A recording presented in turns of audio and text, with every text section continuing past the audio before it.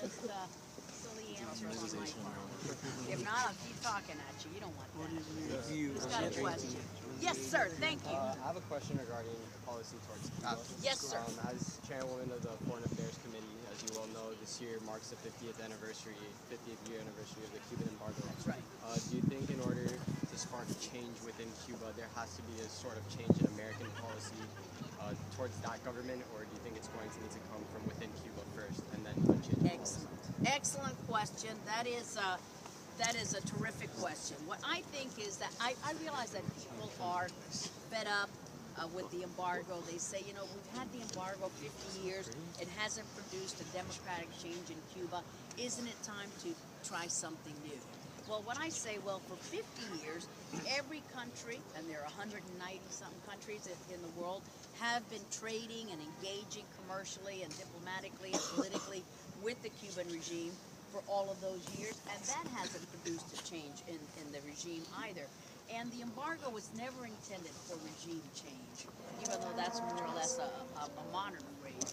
The embargo was a stance that the United States takes against the policies of certain regimes. We had a correct policy of an embargo against South Africa when they had that horrid apartheid form of government, and so we decided we're going to have an embargo, and other countries joined also.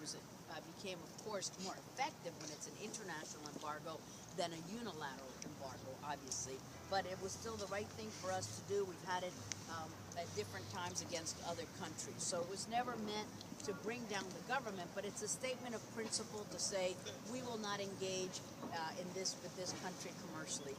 We have modified different embargoes. We don't have one-size-fits-all with other countries, but we have different types of embargoes against Iran, etc., and oppressive regimes.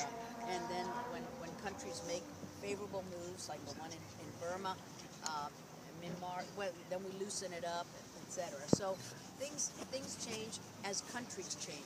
What we've seen in Cuba is no change.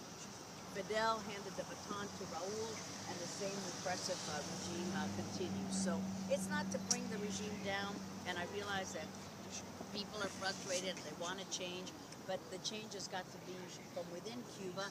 But it's really hard to compare the situation of Cuba to Syria, for example, and Egypt, two countries I just spoke about in the beginning, because a better model for Cuba is North Korea.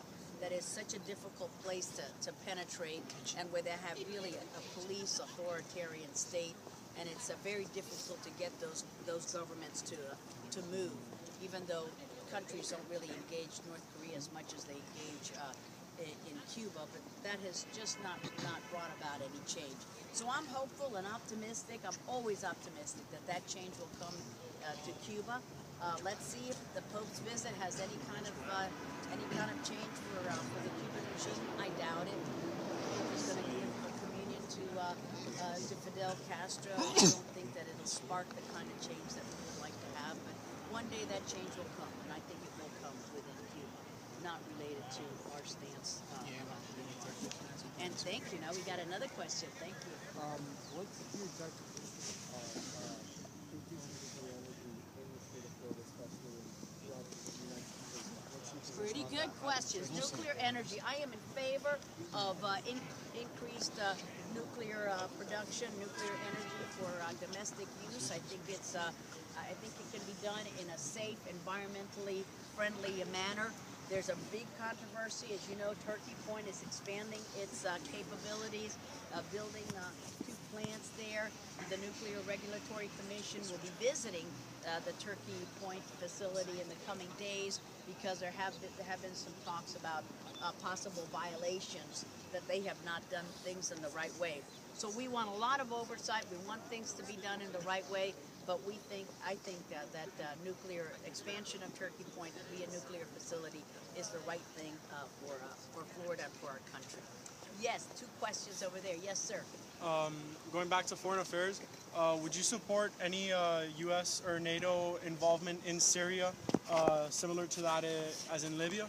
Good question. Good question. You guys are pretty smart fellas. Matt Collins. You give him a big hug for me, Mr. Collins. I think that We need more involvement by the Europeans in helping us, just as they did the NATO operation in Libya that was successful. That's the kind of help that we need.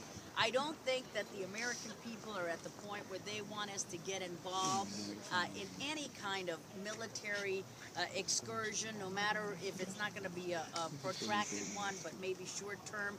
They've heard those lines before, and we're pulling out, as you know, of Iraq.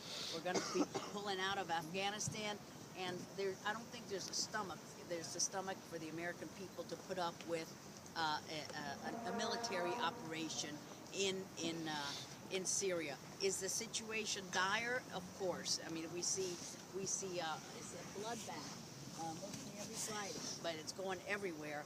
And Assad is not going to go quietly. These guys, even when they've seen what has happened to these despots time and time again, in their minds they think that they're going to be the ones that are going to survive it. And even Mubarak, being led into the courtroom every day in a gurney and seeming like he's not really with it, and seeing what happened to Gaddafi, somehow these guys think that they're going to be the exception to the rule.